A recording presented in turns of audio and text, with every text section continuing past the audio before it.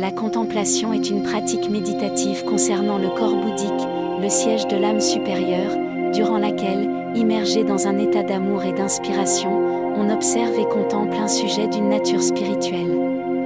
Pour expérimenter cet état, il est nécessaire que la nature inférieure, la personnalité, soit calmée et rendue silencieuse. Il ne doit y avoir aucune pensée ou émotion pour perturber cette condition. Dans cet état, le pratiquant contemple le sujet de sa méditation et vit un état d'émerveillement, d'étonnement, de joie pour la beauté et les qualités émanant de ce qu'il contemple. Alors un véritable échange énergétique commence entre le pratiquant et le sujet contemplé, et l'âme du pratiquant peut se nourrir de cet état intérieur, il se sent dilaté jusqu'à ressentir l'immensité, c'est-à-dire la sensation que son âme et sa conscience sont partout dans l'univers. La contemplation est l'activité de l'âme à travers laquelle elle peut obtenir cette nourriture qui lui permet d'expérimenter son idéal, l'immensité et l'expansion. La contemplation est une activité de l'âme. Dans la contemplation, l'être participe tout entier, son âme s'épanche, s'offre, et réalise une fusion avec l'objet qu'il contemple. La contemplation est la forme la plus élevée de la prière. Par la prière, vous vous élevez jusqu'à la contemplation de la splendeur divine, et devant cette splendeur, vous sentez une extraordinaire dilatation, vous goûtez l'extase.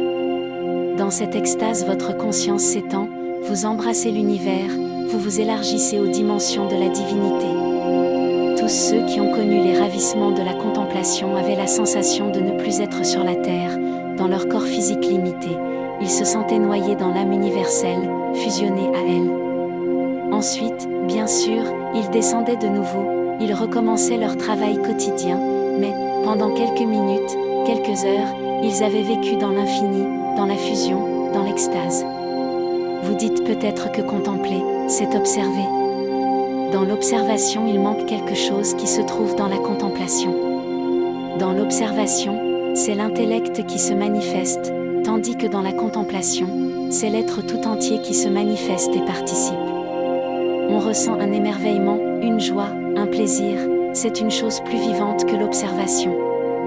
Dans l'observation, vous faites des comparaisons, des dissections, mais dans la contemplation, vous êtes dans une confiance absolue, dans un état d'émerveillement, vous ne critiquez rien. Ce n'est donc pas la même chose. Dans la contemplation, on s'unit à ce qu'on contemple, on s'identifie à lui. Cela est extraordinaire. Ram Mikhaël Ivanov affirme que seuls les êtres hautement évolués parviennent à atteindre les plus hauts niveaux de contemplation, jusqu'à l'extase. Cependant, n'importe qui, avec la pratique et l'exercice, peut expérimenter la contemplation, précisément à travers le sentiment d'amour qui conduit plus facilement à cet état de conscience. Quand il a maîtrisé ses pensées et ses sentiments, et aussi les mouvements de sa propre nature inférieure, l'être humain peut pratiquer, en observant la nature, un être aimé, le lever du soleil, une image du divin, avec un cœur ouvert, nourrissant de la beauté spirituelle que ce sujet émane.